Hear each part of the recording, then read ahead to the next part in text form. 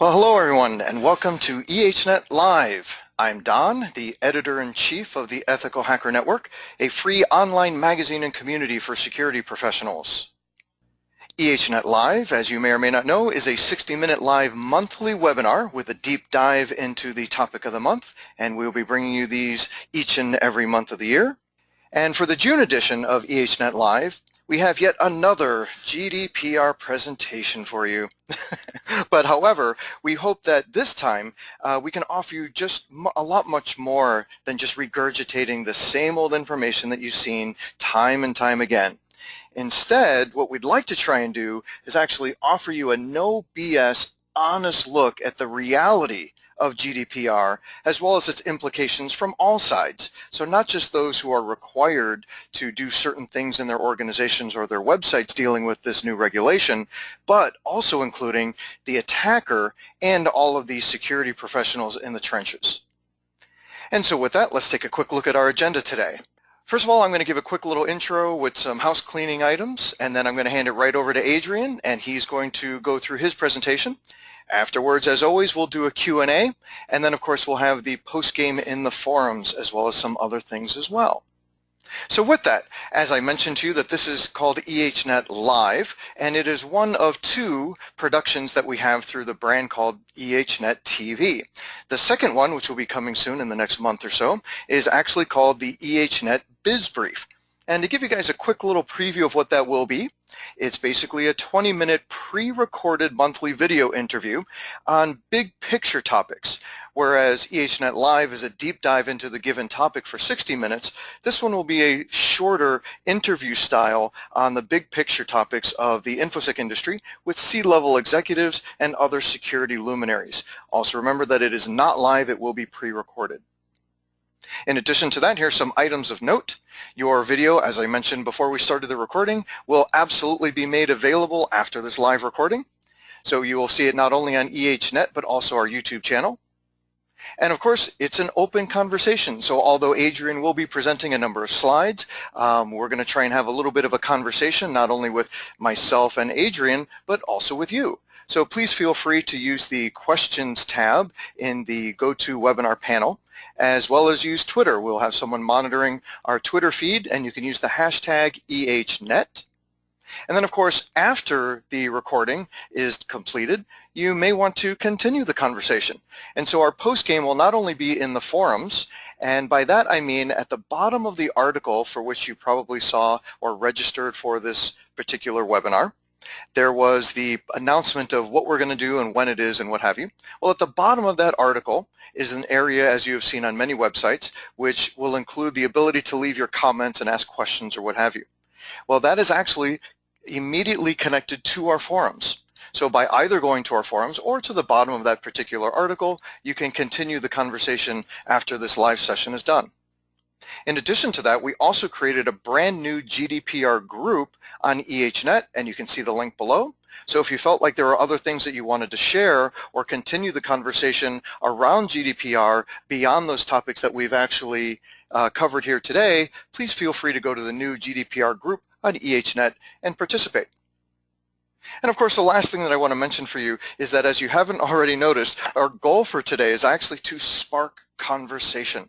So whether it's here on EHNet or it's on Twitter or in our forums or even throughout the rest of the industry, we always want to spark that conversation, because the more that we communicate, the more we know, the more we share, the better we can handle these types of incidents. And so with that, I will hand it over to Adrian. Adrian, are you there, sir? I'm here. Excellent. Maybe to make it a little easier, I can give you control of just the mouse and keyboard, and you can go ahead and start advancing the slides as you please, sir. Okay, sure. Or if it's easier, I can just give you full presentation rights. Yeah, I just plugged in a presentation remote in anticipation, so. No problem at all. I will do that for you. Excellent. All right. See your slide. Looking good, and we're good. All right, so this is me. Just a brief bio on me. My background is as a practitioner. I've spent almost 10 years working on the enterprise side, so I'm not the, I don't like the traditional thought leader type term. I've run into too many that have never really put hands on anything. So I just want to clear things up. That's not me. I've talked to new hires every week for years, built the security awareness training, done forensics, done incident handling, built programs inside the organization. So a lot of my, the way I look at things is colored by that background. I was also a PCI QSA, which, I think gives me some good insights into something like GDPR. Obviously, GDPR is very different. PCI is not law. It's rules that the card brands put in place to prevent legislation from attacking how credit card security is handled. But I've also been a pen tester, an industry analyst, and a little over a year ago, I started my own company, Savage Security, doing mostly security assessments and consulting. I'm definitely not a lawyer. I'm not an EU citizen, so GDPR does not directly apply to me. I'm not a data subject, and I'm not even a GDPR expert. I take a pretty hard, I don't use the term expert lightly. To me, an expert is somebody that's really just head down, spent thousands and thousands of hours working on something from different angles. They've made every mistake you can make with it, and they've uncovered, they've turned over all those rocks, that result in weird edge cases and things like that. So I don't lightly use the word expert, so I'm definitely not an expert here, even though I've spent quite a few hours trying to understand GDPR and talking with people that I would call experts. So I consulted with experts in putting together this presentation for today. So as Don mentioned in the beginning, this is not the first GDPR webinar. It won't be the last, and so there's quite a few out there. And generally, mine isn't going to look like the other presentations out there, just because I'm weird. I look at things differently. I have some unique experience, that hopefully will make this more interesting than your average GDPR webinar. So what could I possibly have to add? Well, I looked at some of the webinars that were out there because I didn't want to just do the same kind, the same one, and predictably what they cover, you see a lot of stuff repeated. The fines are a big part of that. I think this is these are the biggest fines we've ever seen from a cybersecurity related regulation or compliance requirement. And it's an interesting problem I've been having. It jumps out of presentation mode. The deadline date, it has passed. That's something we've been watching like a doomsday clock. It's almost been like a mini Y2K waiting for that date to come up. How you comply to it, I think that's been pretty clear. I'm not going to cover the basics throughout this presentation. About half the time is going to be spent going over some of the basics, and the other half is going to be covering some stuff that I feel like they missed. Something I often see that we miss when creating new regulations, creating new software, creating new programs, is how they can be abused.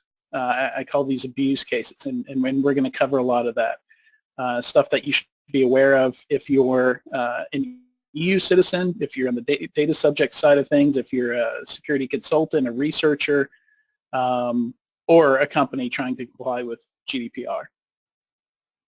And yeah, there's not going to be a product pitch in here. I am going to give a couple shout outs to people that help me out, that actually provide DPO services. So that's as close as I'm going to get to any kind of product pitch or endorsement or anything like that. And I'm doing that mainly because they spend a lot of time with me helping me understand things here. So there's some terminology with GDPR that you're going to see in acronym form a lot. if you see articles on this, even formal stuff, you won't see this spelled out a whole lot. So it's important to understand these new acronyms. Data subject is just a person whose personal data is the subject of GDPR. The data processor is the company directly collecting and using that data in some way. That's what we call processing.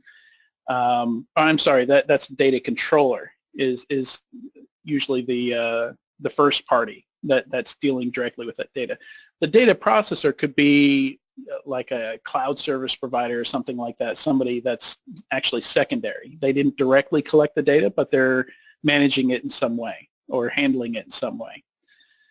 Data protection officer is one of the most interesting things about GDPR to me, because unlike a QSA who you hire, comes in once a year, if we're talking about the PCI credit card security requirements, and does an audit, that might result in a gap analysis or a ROC if you're required to formally comply with PCI.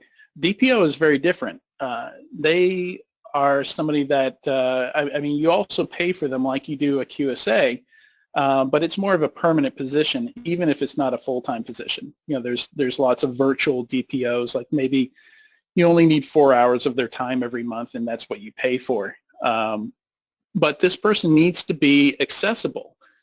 So this, if I look at your privacy policy, in a lot of cases it will have the name of that person and some way to get in touch with them. And then they're also required, their other role is to help the company comply with GDPR, but they're not in charge of it. It's not their direct responsibility. It's still the company's responsibility. So it's a very interesting position, and there's a lot of ways I can see this going badly. I predict in the future we'll see many articles and talks and presentations about how not to be a DPO or what red flags to look for in a DPO, stuff like that. There's a lot of ways this can go badly.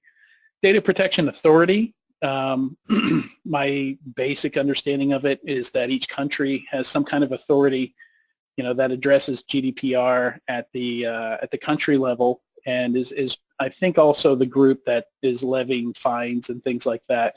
So they're kind of the where the buck stops from a legal standpoint with a lot of the GDPR enforcement stuff. Subject access request is when a data subject wants access to their data, wants to see what data it has been collected and is processed by the data controller. All right.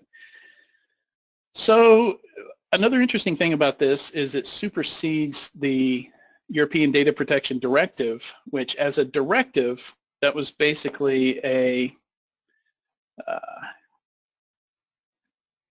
that was something where each country would create their own law around that directive. So the directive was more of a loose, hey, you need to go and create some kind of data protection rules or laws. GDPR as a regulation is the same for everybody, same rules for everybody. Each country doesn't implement their own version of GDPR. But it's also important to understand that each country can put rules on top of GDPR. It can't break the rules of GDPR, but you can add, additional rules on top of it as long as it doesn't conflict. So the basic concepts here, so personal data is a very broadly defined thing. And they basically give you the guidelines for figuring out what qualifies as personal data and what doesn't. What qualifies as acceptable anonymization of data to where GDPR doesn't apply anymore. And then you have some cases where it's pseudo-anonymization where it's anonymized, but you could de-anonymize it. And that's something where this Data Protection Act 2018 in the UK criminalizes de-anonymizing data that's already been anonymized. So there's rules around that if you're in the UK. So consent, that's where you get to see all the fun cookie I agree warnings popping up on websites now. And there's specific rules around how that has to be done and what they should look like. You know, they can't be easy to ignore. They have to be annoying and in your face and something that you're forced to make a decision on. You know, it covers up some portion of the page. So that's part of the consent piece of GDPR here is we want to make sure that you're going to read the stuff and you agree to it before any data is collected. Legitimate interest is an interesting concept. I'm just starting to understand it really, but so an anecdote to kind of understand it better. Say you're applying for a credit card, you know, to set an appropriate limit for your credit attached to that credit card.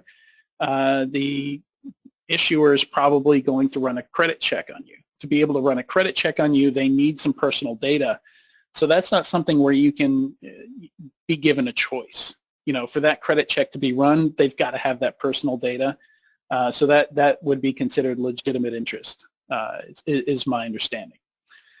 So that's an important concept also, because there's some cases here where you don't have a choice. You know, to use the service, you've got to provide some data. Data controllers and processors we went over, and the data protection officer we'll talk about a bit more here as well. So personal data, any information that can be traced back to an individual, basically, where you can attach that to something that identifies an individual, you know, their name, their address, and anything that can connect back to that. And so in the ad tech world, they've gotten very good at this, where emails, newsletters that you receive, websites you go to, you know, tracking cookies, all this stuff can be combined with things that happen in the physical world. You know, that they know that you've gotten an email about a sale at a retail store, and in a lot of cases, they know the moment that you walk into that store, what part of that store you're walking through, how long you spend in specific parts of that store, you know, how long you were in the electronics section at Target versus the grocery section, for example. You know, and this is all traced back because you're going in there with your phone, it's turned on, maybe you don't even connect to the Target Wi-Fi, but it can still track it back because your MAC address or your Bluetooth, you know, combination of what I call your digital exhaust coming out of your smartphone, as long as it's turned on and not in airplane mode, you know, there are wireless signals that can be used to uniquely identify you. And Oracle, which owns a lot of these ad tech companies, can put all that together in a lot of cases and individually identify you through that. So that's gotten a lot stickier for ad tech companies in the EU that operate there. There's a great talk about it at, I'm one of the organizers for B-Sides Knoxville, and we had a guy, James Harrell, who did a great talk on can you hide from big data. I'm sorry about that. I don't know why that keeps happening. Something to figure out later. And so he actually he goes into a lot of the details here. We don't have the video up yet, but you can get the slides from the link below here, and actually goes into who some of these companies are, how they gather this stuff, how they correlate it. And it's really both horrifying and interesting. And then he rounds up by telling you how you can control some of that. You know, so a lot of the stuff he talked about doesn't take into account GDPR, and it doesn't, you know, a lot of these companies still aren't impacted by GDPR for U.S. citizens, so it's good to check out. So there's also special categories of personal data, and this is interesting because, you know, it's laudable that, you know, they want to discourage collecting anything and everything, you know, especially things that can be used to discriminate against individuals. But there's all these exemptions, and I can really see these 10 exemptions on the right-hand side getting abused heavily. And let's see. So the highlights for individuals here, and again, individuals, we're going to call them the data subject. In GDPR language, they are the data subject. So GDPR is really designed to force companies and processes and software to be privacy first. Privacy by design is the term that's used. And it's really about the individual having some control, some say, and how their data is collected, whether or not it's collected, how it's handled, and who it's shared with. So it's very individual focused. At the same time, as we've seen with the cookies thing, it's maybe not everything that we expected or asked for. There's some unintended consequences going on here where, on the one hand, yeah, we asked for more transparency and stuff like that. But I don't know how many emails you got about GDPR and updated privacy policies over the last couple of weeks, but it destroyed my inbox. My personal inbox was just destroyed by hundreds of those emails. Of course, I'm not the average individual. I try out lots of services. Use a lot of services, so I get a pretty high number of those. So, and this applies regardless of where the company is located. And I think that's pretty clear from the other 47,000, 46,000 GDPR webinars you've probably seen. If a company manages an EU individual's data, GDPR applies regardless of where they're incorporated or based. Now, something that was a little contentious and difficult to understand is, who is, it's not EU citizen, it's people who live in the EU, is the language that I've seen. And one of the things that I've seen argued over is, if I go there for vacation, if I'm in the EU for vacation, does GDPR apply to me? And there are people who say absolutely yes it does, and people who say absolutely no it doesn't. That residency is important here. You have to actually live there. You don't have to be a citizen, but you have to live there and identify as an EU, an individual living in the EU. So, a lot of stuff like that is still up in the air, and some of that, we won't see the real results of that until we see GDPR tested in courts and what DPOs prescribe and suggest. So a lot of that's still up in the air. Hey, Adrian, while you're having a little break there, just a quick little question, because clearly there is not only confusion, just like there was in all the old regulations like SOX and FSMA, HIPAA, PCI, all that kind of stuff, but now also using the example of, let's say, if California puts out a law, well, most of the United States wants to comply because people either visit or work with or sell to somebody in California. So we have a question coming in that deals kind of with the same thing of not only whether you are living in the EU, whether you're an EU citizen, whether you're visiting the EU, but it's kind of that same concept where if the EU is doing it, most people are either dealing with, traveling to, buying or selling from somebody in the EU. So are you aware of any plans for the implementation by the U.S. government to either have something that is equivalent to GDPR or something that specifically says, hey, this is our way of complying with GDPR? Yeah, so definitely the recommendation I've seen is that a lot of people believe this is inevitable for the U.S. And for a lot of multinational companies, it's just not worth it to have an EU version of things and a U.S. version of things. So we're definitely seeing a push. I don't know that I've seen specific legislation in the U.S. yet. I mean, there's a lot of, I don't read all the legislation that's currently up for voting and things like that. Some of that comes across my plate, but I don't actively seek it out. So I don't know if the legislation is already in the works, but most everyone I've talked to considers it inevitable. It's just a question of time. So the recommendations I see thrown to companies at this point is go ahead and do it anyway. Go ahead and these are likely to be very close to the rules and the law put in place here in the U.S. eventually. So get a head start on it and go ahead and start now. Does that answer the question? It does. Thank you. All right. So the rights for individuals break down into four things here. It's not quite this simple, but there are these four clearly defined rights. The right of access, is kind of like both permission here, asking for permission, and also describes your right to see what data they have on you, to get access to that data. Now, you're not going to get everything. They're not going to give you logs that, from servers that have to do with stuff that you did. Mostly what's stored in their database, the personally identifiable data that's connected to you is what they have to provide. If it's reasonable to provide it. And see, that's where GDPR gets really sticky, is there's all these additional gotchas where, you think this is your right, you'll ask for it, and some of these companies are going to give you some excuse, like it's going to be too tough to give it to you, or it's not in a format that's easily producible, or something like that.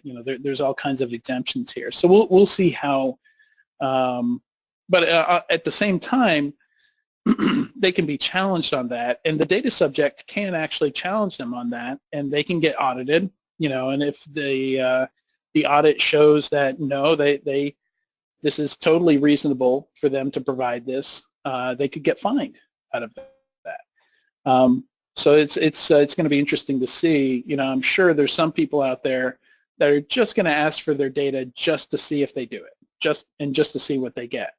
So we're going to see a lot of subject access requests that are really just exploring what people can do with GDPR now. Similar to how we've seen lots of Freedom of Information Acts in different countries, and people requesting any data on themselves just to see what the government has.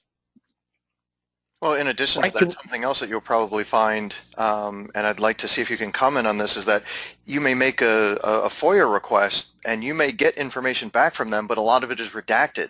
So is that something that we're probably going to see when it comes to GDPR? Yes, so it does make allotments for that. If that's one of the exemptions that we can see here, is if for legal reasons they're not allowed to show that data, or if there's something that's in the public interest or something like that, like once we get to right to erasure, which is basically the right to be forgotten, to have your data deleted.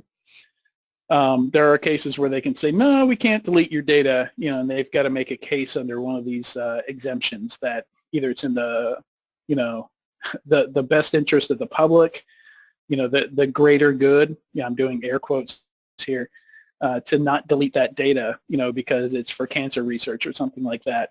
They can make a case there. So redaction is something that we could see also, certainly. And so rectification is the ability to get your data corrected. I don't know when or where it happened. I think it was when I bought my house. The first letter of my last name was a W, so I constantly get mail for Adrian Wanabria. And I always know that's probably coming from the mortgage or the retail records when that happens. Do the F5 dance. All right. Yeah, and data portability is basically like the right of access, but think about, like over here in the U.S., I'm not sure what it's like in Europe, but different general practitioners, doctors, doctors' offices will try and charge you to take your medical records and move it to another doctor's office. And basically, this is saying you've got some right to take your data out of somewhere, like I'm thinking maybe like a photo service like Flickr or something like that. This probably controls whether or not they can charge you or refuse to allow you to do this, if you want to move it to another photo service, for example. So yeah, there's some huge fines. This is one of the most controversial and pieces of GDPR, and I don't know how to write percents. I'm putting the percent signs in front of the numbers, but you know what I mean there. Yeah, and 4% annual revenue, that's been a big criticism of a lot of other fines. I remember early in the PCI days, a lot of companies didn't comply with PCI. They just opted to pay the fines because, with larger companies, the fines were nothing. They were a drop in the bucket. I think even the biggest fines were less than $100,000 in the early days with PCI. And there's been a lot of criticism with that. It's that a lot of these fines that we see levied against companies that have breaches and things like that, are just like spitting in the ocean. It's not even showing up on their radar. They don't even have to declare it to their investors. It's that small. So 4% of annual revenue, the idea is, that's going to hurt. That's going to hurt just about anybody. So that's going to get the amount of attention needed for this to be taken seriously, and that's the maximum for major infractions. And the interesting thing, the thing I like about GDPR here is they encourage, the fines are going to be similar to HIPAA here in the U.S., the healthcare data privacy laws. A lot of that fine is going to be based on negligence, whether or not you clearly tried to keep the data safe or just didn't bother at all, or somewhere in between. That's going to affect how much you end up paying. The 72-hour breach notification is also something that's been celebrated a lot in the security industry, because we've seen a lot of cases like the one with Uber. I think it was a year later we heard about it. With Yahoo, it was years later after all that happened. With Equifax, it was 41 days, that they sat on the knowledge of that breach occurring before they revealed it to the general public. So 72-hour breach notification, that's a pretty big deal. And that's, I know a lot of people hoping that, we're going to have some kind of similar laws in the U.S. and for the rest of the world. For most companies, if you handle a lot of data, systematically, you're probably going to have to get a data privacy officer. You're going to have to get a DPO. Data by design is a principle here, or that should be privacy by design. But I don't know why I wrote data by design. And then privacy impact assessments. Basically going through and seeing if you're prepared to serve these requests, the SAR requests, things like that, things that data subjects are going to ask for, and whether or not you've done privacy by design. So I mentioned that, similar to HIPAA, with HIPAA, we've pretty, systematically seen that you're going to pay less if you can prove that you actually made an effort to keep data secure and safe. And I'd expect we're going to see the same with GDPR. So the DPO, it's going to be required, it's pretty generally laid out when you need a DPO, so that's not something hard and fast like with PCI. If you're level 1, like that was a specific number of credit card transactions you do per year to be level 1. With GDPR, it's not clear down to a number. But generally, I think most companies that systematically collect data about individuals, about people, are going to have to do that. Like I said before, they're not in charge of GDPR compliance. They're basically an advisor, and they're also the point of contact for people on the outside, for external requests and things like that. So when a data subject wants access to their data or feels like the company is not complying to the letter of the law, here with GDPR, it's the DPO that receives that request and is basically their advocate from the inside. Obviously, they must be a GDPR expert. A DPO must know this inside and out. And they're actually paid by the company, which I think is partially where this gets a little sticky. And it gets a little sticky on the PCI side, which, I'm drawing a lot of experience from that, where, you can be a QSA and find somebody who's not PCI compliant. And because they're paying you as a consultant, they have pressure that they can put on you there.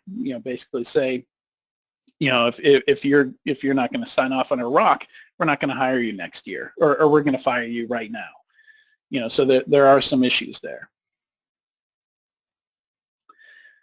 And further down that route, there's something great written by Brandon Williams, who dealt a lot with PCI, still probably does, deal a lot with PCI. He wrote a paper called The 7 Deadly Sins of a QSA. And a lot of those rules apply here to GDPR. A few of them don't, but most of them do. It's generally when you put one person in charge of interpreting the requirements or the law, there's a lot of red flags you have to watch out for. Like the first one on that list is making up rules and making up requirements. A lot of times, QSAs and in this case DPOs might not even realize that they're making this up, that they're making this rule up. When you deal with it long enough, a lot of times people forget to go back and check the actual letter of the law. And if it sounds good in their head, they just kind of go with it. And they say, yeah, you're required to do this. So in a lot of cases, you might want to get a second opinion from someone. And that's that's why I've got David Brent doing finger guns there. You want to watch out if he's your DPO. Well, speaking of which, can I interject? We have a question coming in, and it kind of fits into this particular spot right here. Sure. There are a lot of regulations around the world that actually prosecutes a specific individual person within the company. So first of all, does GDPR have those kind of stipulations within the law itself? And if so, who is it? Is it a project manager, the business owner? Is it the DPO? Yeah, so I think it does clarify, that there's certain roles that just it's not going to fly. Like you can't have your CIO or your CSO or your CTO be also the DPO because it's a clear conflict of interest. But I've seen cases where, maybe it's somebody on the legal side, somebody who's not directly touching the data or that has direct access to the data inside the company. I think in a lot of cases we're actually going to see DPO, especially in larger companies, either be a dedicated role, so that's all they do is DPO. Or maybe they're also a privacy officer. It would make a lot of sense. If you're large enough to have a dedicated privacy officer, they're probably also going to be your DPO in that case. And then in a lot of cases, it's going to be somebody from the outside. It's going to be a consultant that's either a fractional or a virtual DPO. Maybe you don't need 40-hour a week, full-time employee as a DPO. So you're going to, as a service, you're going to find somebody in the outside to hire to fulfill that. That also kind of opens up the idea of having a scapegoat, because if you actually hire a DPO as a part-time basis on a contract from some other third party, can't the CEO or anybody else who might be responsible for complying with GDPR kind of pass the buck onto this DPO for hire? Well, so they can, there are things they can do. They can fire the DPO, so they can use financial means, severing ties with them, firing them, to kind of punish the DPO if the DPO is not doing or saying what they want. But GDPR seems to be pretty clear on the fact that the that the DPO is not responsible for GDPR. So you cannot point the finger at the DPO for GDPR failures. Excellent. Thanks. Yeah. So it's something we've seen missed in the past with other regulations and things like that. But clearly they've read old regulations. They've, looked at a lot of the issues with other compliance frameworks and things like that.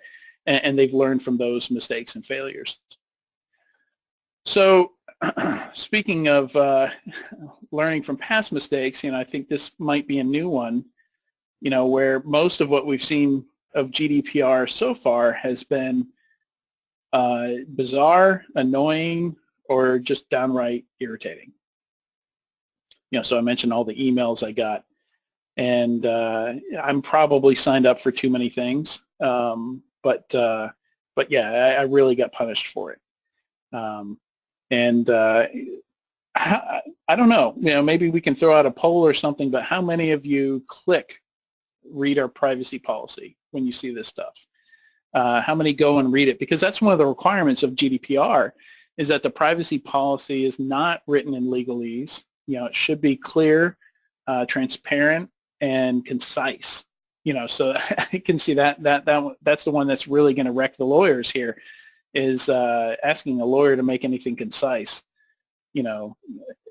Short and easy to read, short and sweet is generally not what they do. They try and cover every base, which generally doesn't result in something that's concise. So yeah, it'd be interesting. I'd like to hear from people what they actually do with these cookie gates, these cookie banners that pop up on every website now. If you just click them off, and as you can see here, some of them have a close button, some of them have an OK, some of them have an I accept. We've got a French version there with an accept button. So I find it interesting that they're not consistent. And so, like, you could perhaps legally argue that OK and I accept don't mean the same things. And within GDPR, I think they actually define, like, the X button with the close there definitely does not mean I accept. That means the opposite of accept. So that website has no way to accept their policy.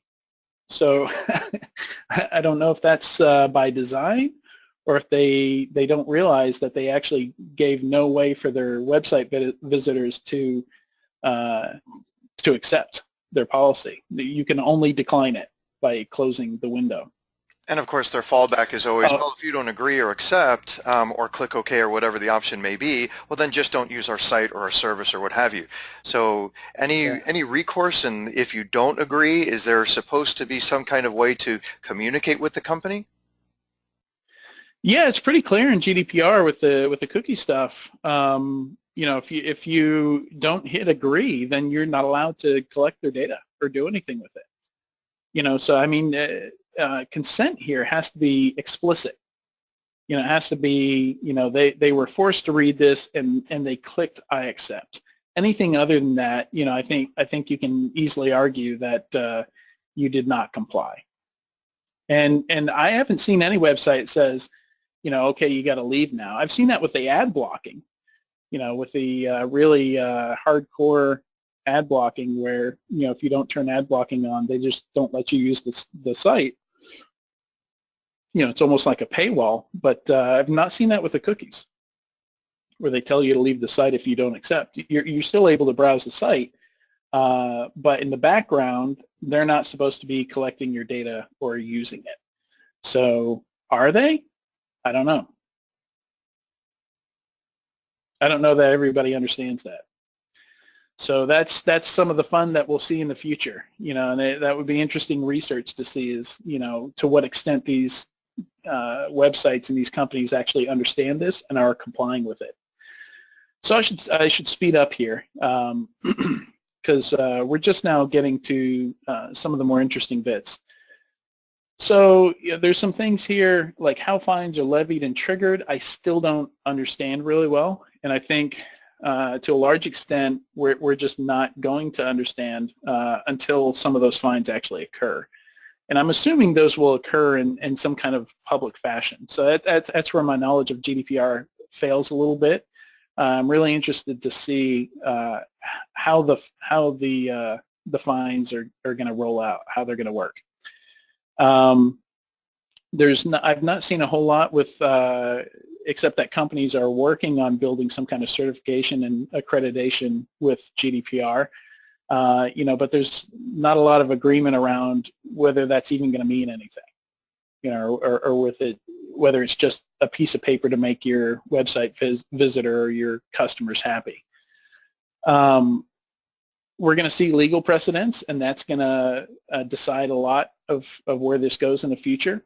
And GDPR is definitely not intended to stop breaches. This is all about giving more control over personal data to the individual.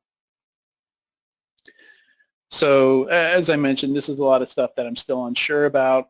The big one in my mind, living in the U.S., not being a data subject, is are they going to be able to effectively enforce this on U.S. companies from the EU?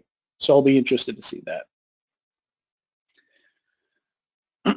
So again, with data breaches, fines aren't necessarily directly connected to data breaches. You get fined for not doing what GDPR tells you to do. And there's nothing in GDPR that says if you lose data or you have a data breach, then that's a finable offense. What's a finable offense is, if you're not handling data correctly, if you're not collecting consent, if you're not making data available when a subject access request comes in. So those are the things you get fined for, not for having a breach. So I think that's a common misconception here, is that a data breach is going to equal a fine. And it may, there may be an investigation after the data breach which shows that they weren't properly handling data, which then results in a fine. But the data breach itself, that's not really what GDPR is designed to do.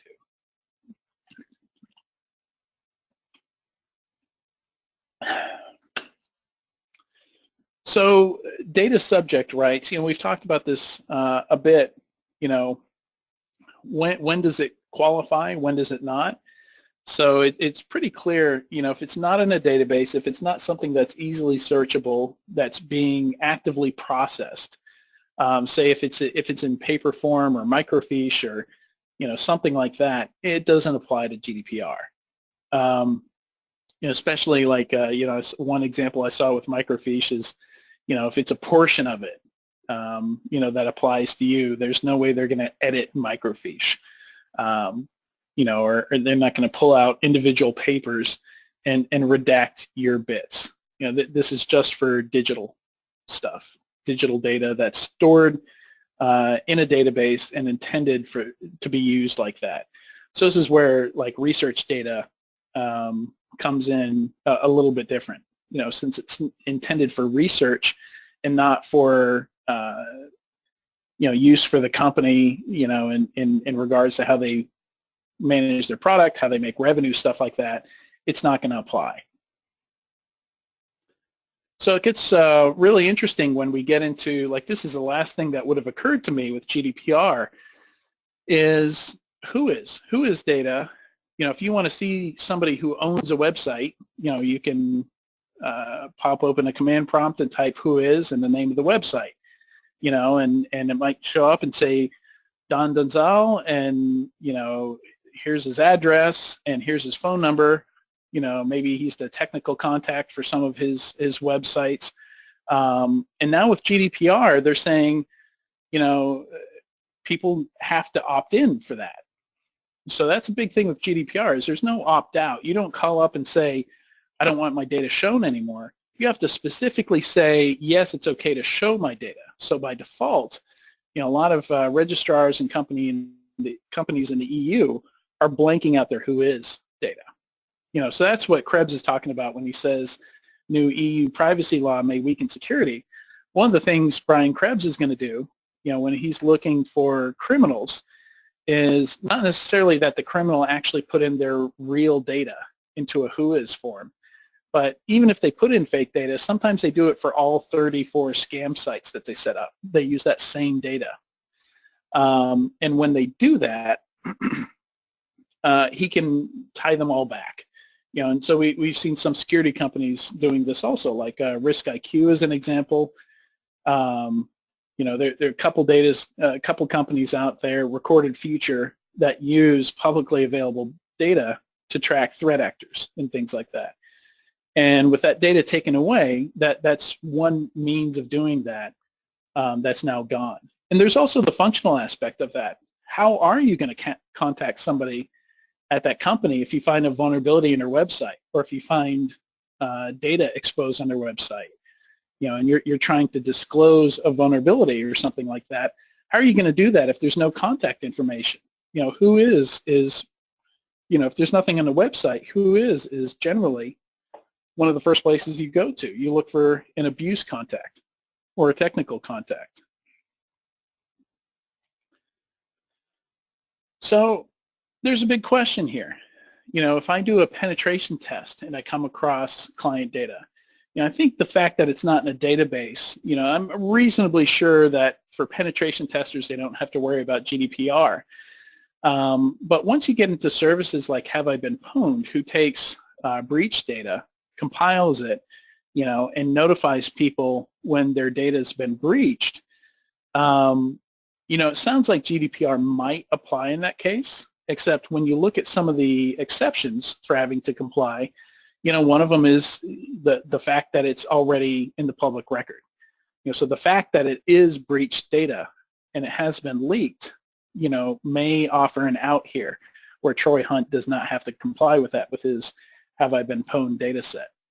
So again, this is something where, we might have to test it, might have to get some lawyers involved to really get a definitive answer to some of this. But it's something that we need to be thinking about. So here's a basic example, and just showing some of the issues that you have to deal with here. So just take a basic example, the right to be forgotten, the right to erasure. Say a customer deletes their Facebook account, somebody from Poland deletes their Facebook account. You have to consider the speed of response to do that. For Facebook, it's fully automated. But how do you validate that identity? With Facebook, it's actually built into the app, but what about other cases here? Like, maybe a retail store or something like that that's been tracking you kind of behind the scenes. When you go to the website, because you have an account, maybe you have a Target Red Card, or the, I don't know retail stores very well in the EU. I'm trying to think Tedesco or what the equivalent over there is. But say, it's a retail company where it's not as clear-cut as a social media company with an app, that already has all this functionality built into it. How do they validate your identity? In some cases, they're saying physically come to our office. You have to physically go down there, show them your driver's license before they'll delete your data. In some cases, they're going to ask you to send a driver's license or a passport, a photo of your passport in, which creates all new problems because now they have a copy of your driver's license and your passport. And the whole point of you sending them more personal data is to get them to delete your personal data in the first place. But if you think about the abuse case here, what if somebody is not you and they're trying to do the same thing and they're trying to delete your data without your knowledge? So it's kind of a, rock and a hard place here. You need some way to validate that it really is this individual making this request without also gathering additional data. And then with the deletion, how do you know that it was really deleted?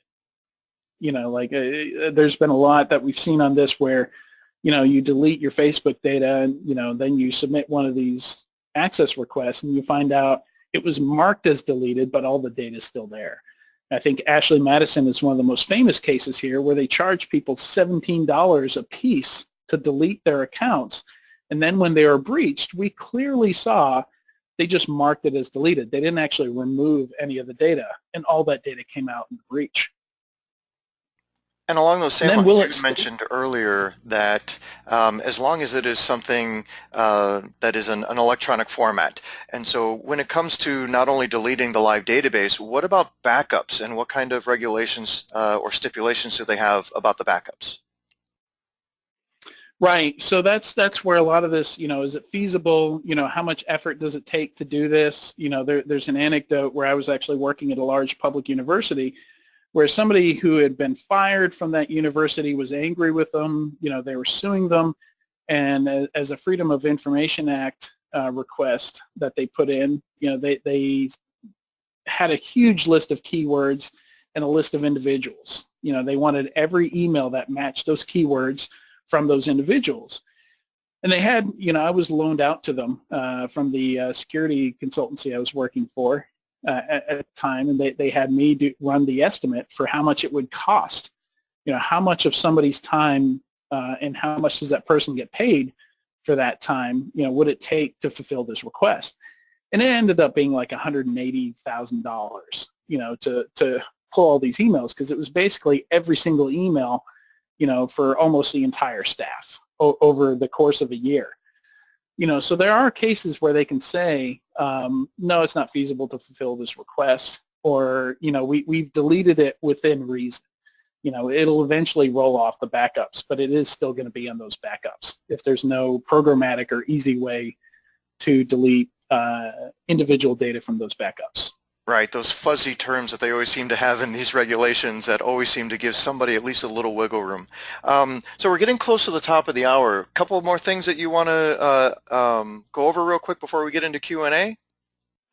Yeah, I think I just have a couple more slides here. So talking about the attack surface of GDPR, and I've been hinting at it some and talking about it some with abuse cases here.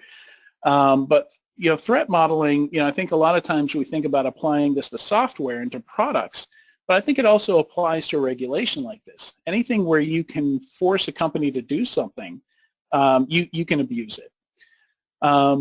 So jumping into some examples here, we've already seen GDPR trolls that are going to request everything from everyone just to see it happen, just to watch the wheels turn. There's a ability to exhaust some resources. That anecdote I just told, where it would cost that public university, partially taxpayer money there, $180,000 to fulfill one person's Freedom of Information Act request. So, generally, I don't know how many companies are dedicating people to just fulfilling GDPR requests, but I imagine some of the larger companies are going to have to at least have a few full-time employees doing this, and it would be easy to kind of denial of service those resources. Also thinking about how you can abuse a company that's not doing a good job with identification, with the data subject identification. So can you delete other people's data? Can you request other people's data? These should really be some tight processes around identifying that person.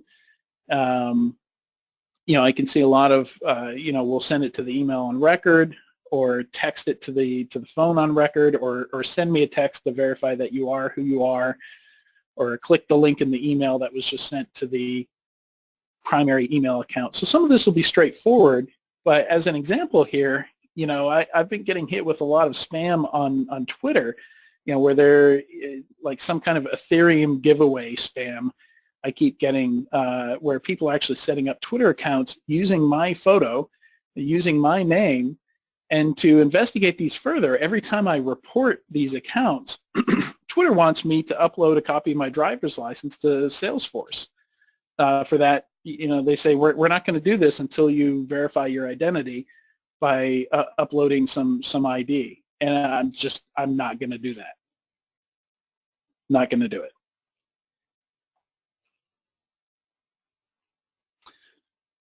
So we could see abuse from the corporate side too. I could see a headline in the future, how company A got company B to delete their customer list using GDPR. We've seen baseball teams here in the U.S. hack each other, to get access to data.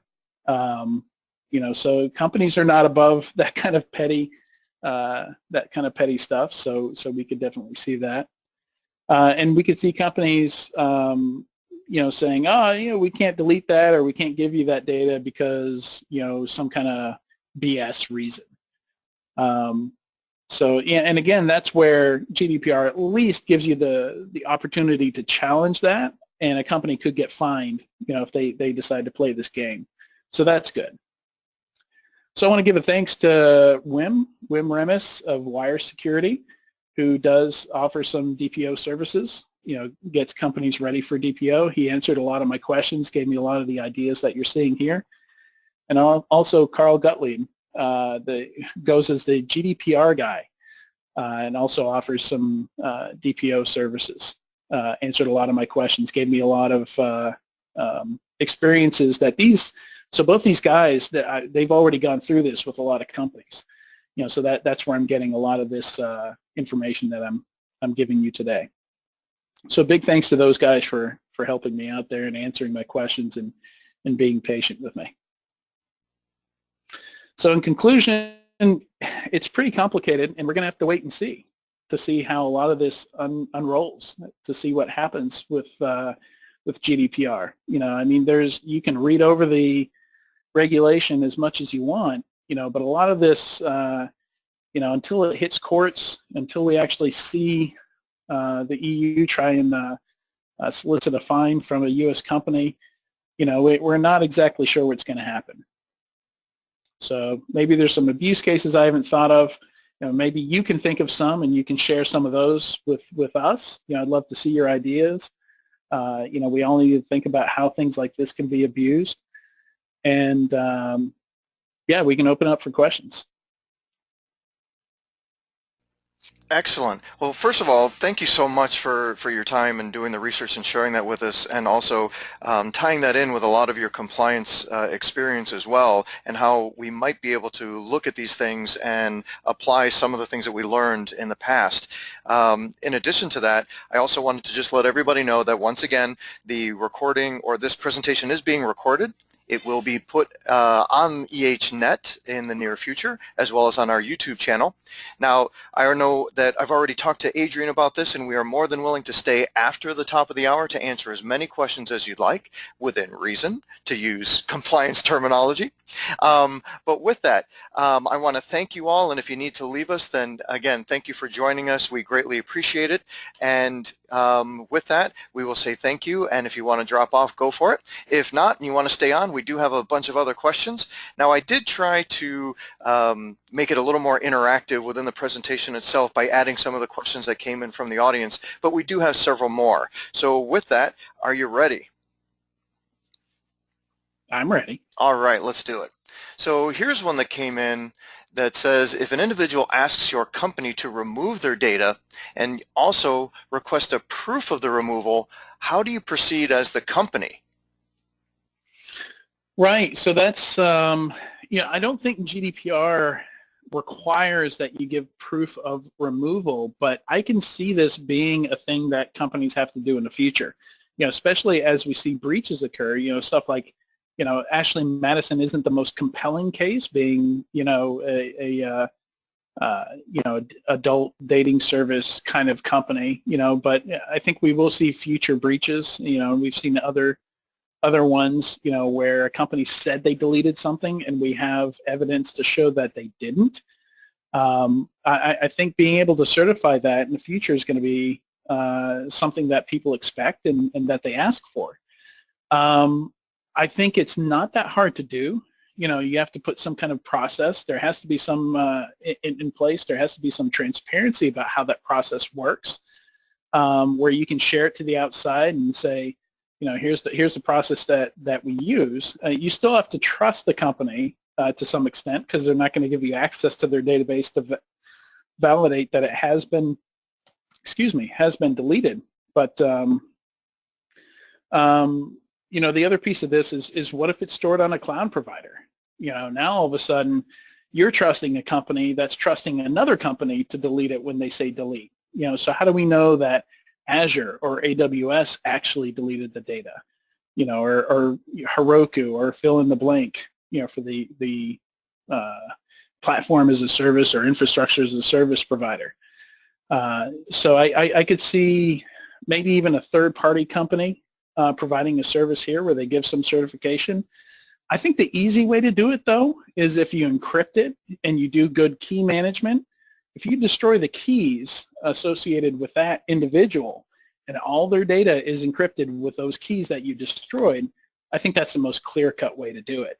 And it's kind of a bonus because you also want to encrypt that data, to keep it safe if a breach does occur. Now, somebody asked a question just along those same lines. So yes, it's generally good practice, and there's some other regulations that dictate that the data needs to be encrypted, not only at rest but also in motion. So does GDPR deal at all with the encryption of the data? Not that I've seen, no. No, it's it's more about how the data is handled, and giving individuals rights to what's done with their data, who it's shared with, stuff like that. But no, I've and again, like I said before, I'm not an expert, so I haven't read through everything, but I haven't seen anything that really technically gets into how the data should be handled and stored and things like that.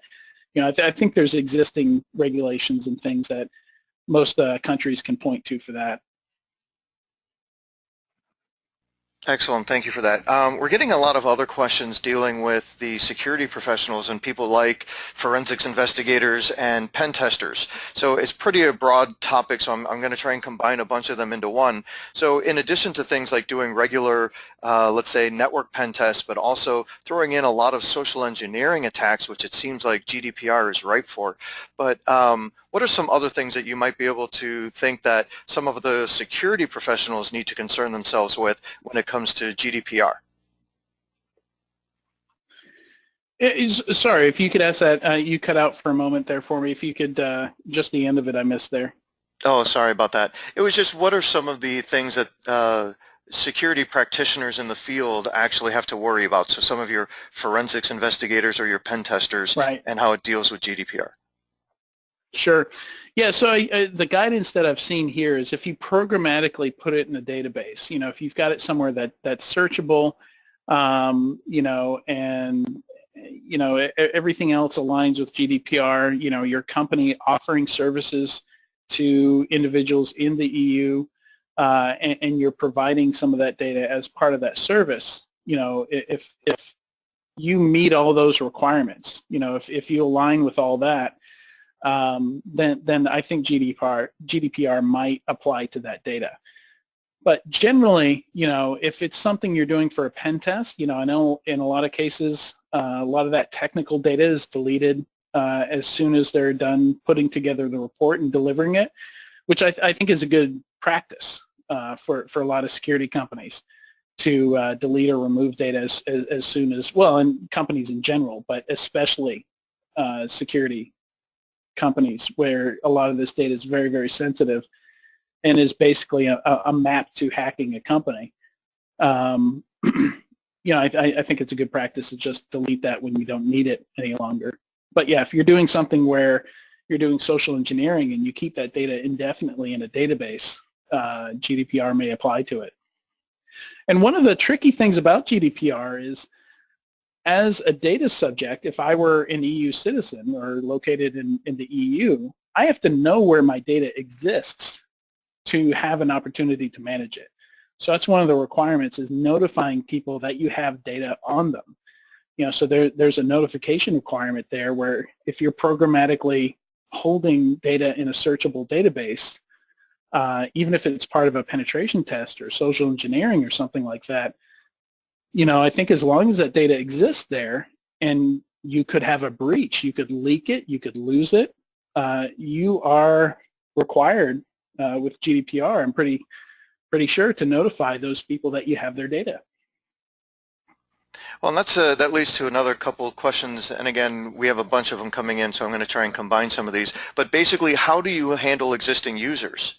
So clearly we have these regulations in place on what we're supposed to do moving forward, but what about all that data that you already have of all those existing users? Well, and that's where, in the screenshot where I had all the cookie notices, one of the things I had there was a title of a news article. It said this company in the UK basically voluntarily deleted their entire email list, and we've seen that happen. A lot of those emails that I got were cases where I'm getting automatically unsubscribed from newsletters and things like that, saying, these are basically like breakup emails saying, hey, if you want to see me again, you got to come to the website and resubscribe and click on all the new language and all the new GDPR compliant stuff, because we can't just opt you in, because it has to be you explicitly saying, yes, I agree to this, which I can tell you a lot of the stuff that hits my inboxes, I did not opt in for. It's the kind of thing where it really is just spam, and then they try and justify it by giving you an unsubscribe link or an opt-out link, and that just doesn't fly anymore. So a lot of these companies are just having to kill their marketing programs entirely and start from scratch almost. So here's another interesting question. Does GDPR specifically define what a database is? So, I mean, we know a lot of the technology out there that we could, look at and say, hey, easily that's a database. But what about things like text files, where you could kind of utilize that as a database or what have you? Does GDPR define that kind of thing? Yeah, I'm not sure if they even use the term database. So a lot of that is me interpreting the requirement. But no, it's pretty clear. They say, and stored in some kind of digital searchable form. So it's a pretty loose definition that could apply to text files. Because like with Amazon now, you can dump text files on S3, and they have a product that allows you to search through that text data basically using SQL queries as if it were a database. So you're right. There's so many different kinds of searchable database formats now. You want to go with a pretty loose definition of that term. So again, I thank everybody for attending. We have some more questions, and Adrian is definitely willing to stay a little longer, as am I. So with that, we'll continue with a few more questions that we have coming in. So with that, what about people who have subsidiaries? So let's say, as an example, at least one of the ones in the questions were, if I have a company whose headquarters is in the EU, but I have subsidiaries elsewhere, do those subsidiaries have to comply as well? But then there are also questions about the flip side. What if there's a US-based company, but they have subsidiaries in the EU or other affected areas of GDPR? How does that kind of fit into what the plans might need to be? Yeah, this is really getting into area that you're probably better off asking somebody like Wim or Carl, and maybe even hit them up on Twitter. But I think I have seen specifically in the second example where a subsidiary has to comply with GDPR. I think the parent organization is liable for them and responsible for them. In the flip side, I would say if the parent company is in the EU, but the subsidiary companies don't meet the requirements for GDPR, they don't sell to EU citizens, it all comes back to those definitions. Do you market your services towards EU citizens? Do you, actively sell them, ship them products or services, either digitally or physically? If the answer to all that is yes, then it applies regardless of, where the parent company is or where the subsidiary is. Excellent, thanks. Some of the other questions have to deal about how do you actually more of those abuse cases. So some other things about like the GDPR trolls. So not only could you use that if you are just an attacker for hire or whatever it may be, but it really comes into play if you are, let's say, a company's competition. Can you think of maybe some other ways that people might be able to abuse GDPR? Yeah, so this is where I'd like to hear a lot of ideas from the listeners, and stuff like that. I've pretty much listed out all the ideas I've had. I can certainly see competitors doing this kind of thing. You could potentially even gather competitive intelligence by submitting SAR requests. Yeah, if you think about it, an individual that works for company A could have an account with company B, and it's not going to be obvious to company B, if it's a personal account, that they work for company A, so it could be an opportunity for some corporate espionage almost, where you could get access to data, that company B would not want company A to have access to. So it's, I think companies have to take those cases into account and have to be very careful building for them. And like the denial of service type of thing, I think doing some good validation of members, like if all your SAR requests are coming from accounts that were opened this morning or yesterday, you've got to have some kind of process to deal with that. Like, maybe GDPR would allow you to say you can't submit a subject access request unless you've been a subject for more than a week or a month, because basically there's going to be no data on you at that point anyway, unless you're like, again, it's something like a photo service and you're uploading gigs of stuff in there. But but yeah, and we've seen companies have to deal with that. Like the anecdote I gave about Twitter, all these Twitter accounts posing as me were created seconds before they spammed me and my followers with stuff. So There's a few other questions that are more dealing with almost like looking into a crystal ball. And since you had mentioned earlier that you have a lot of experience in other forms of regulation, and moving forward, maybe you could give us a few examples of areas where, again, as I had mentioned, things like HIPAA or SOX or PCI or even FSMA for that matter, had to have modifications, whether it's a year later or even a Mhm. clarification paper, or an amendment or what have you, to those particular regulations to deal with things. So what do you kind of see happening in the future with GDPR when it comes to, once all these abuse cases and the reality starts to hit people? So I think GDPR has done a good job of looking at other regulations and not making the same mistakes. For example, the first version of PCI called out a product by name. They called out Tripwire in the file integrity monitoring piece of PCI. And, a lot of Tripwire competitors, were upset about that, understandably, because they're basically saying, not only these types of products are going to be the winners now in the information security market, but this specific one that we've named by name, and they said something like, you got to use file integrity monitoring software such as Tripwire. So we ended up calling it the Tripwire rule, and their sales exploded. They did really well. Their competitors didn't. So I haven't seen GDPR do anything like that. There's pieces of it that we're not going to know what mistake they made, until maybe a year from now when we've seen things go to court and some of these issues pop up. But like with HIPAA, HIPAA really had no teeth, as they like to say, for the first decade or more of existence. It wasn't until they went back and updated it that they were actually able to effectively fine healthcare companies that didn't comply with it or, didn't do anything at all. Well, excellent. My intention was to go a little bit past the hour, and we're definitely moving past that. So once again, I just want to thank you so much for the research you did and sharing your experiences. There are a few more questions, but I do know that you have some time constraints, as does maybe some others as well. So, and we still have a bunch of people still in attendance even long after the top of the hour. So thank you all for attending as well. And again, just as a reminder, please go to the Ethical Hacker Network at ethicalhacker.net and find the article dealing with this particular webinar. And at the bottom, you can ask those questions that didn't get answered here this afternoon.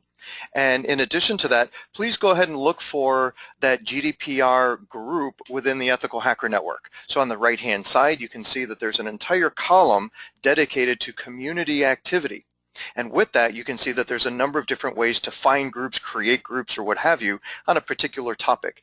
So if you find that GDPR group, go ahead and join it, and you can share your experiences. And as Adrian said, come up with your own ways that you think that you could abuse and attack GDPR, whether it's from an individual standpoint, from a hacker perspective, or even if you're a competitor.